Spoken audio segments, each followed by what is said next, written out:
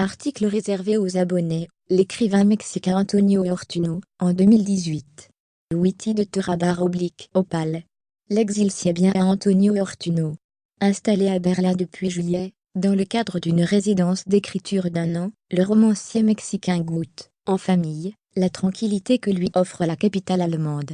Je ne suis plus obligé d'accompagner mes filles de 16 et 13 ans partout où elles veulent aller.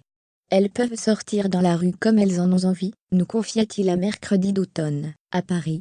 La violence liée au cartel de la drogue, qui gangrène le Mexique, a gagné, il y a quelques années, la placide ville de Guadalajara, dans l'ouest du pays, où l'écrivain, l'une des jeunes voix les plus vibrantes et grinçantes d'Amérique latine, vit depuis sa naissance, en 1976.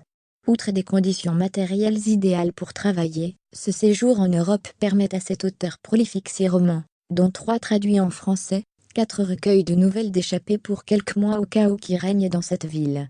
L'exil n'a pourtant rien d'une fin en soi pour ce romancier qui voyage peu, et dont les 2 dernières œuvres, très remarquées en Europe, comme en Amérique latine, abordent le thème avec un regard au mieux contrasté, au pire, franchement noir.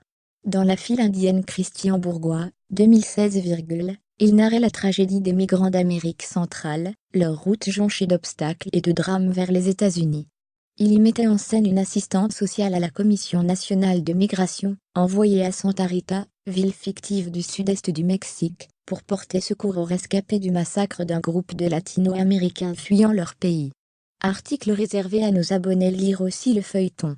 Les damnés de la Terre périple, bousculés par les secousses de l'histoire dans Mexico, qui vient de paraître en français, c'est à la lecture des infortunes d'un double exil, que nous convie l'auteur, celui d'Omar, jeune Mexicain d'origine espagnole contraint de fuir à Madrid, pour échapper à un tueur, et celui de ses grands-parents, 50 ans plus tôt, des républicains espagnols obligés de tout quitter au lendemain de la guerre civile 1936 à 1939, pour trouver refuge au Mexique, au terme d'une éprouvante épopée.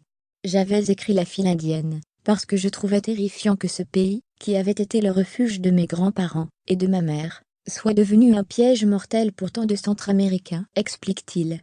1 an après sa parution, ma mère est morte. Cela m'a poussé à reprendre un projet que j'avais depuis longtemps en tête. J'ai transposé l'univers sentimental dans lequel j'avais grandi.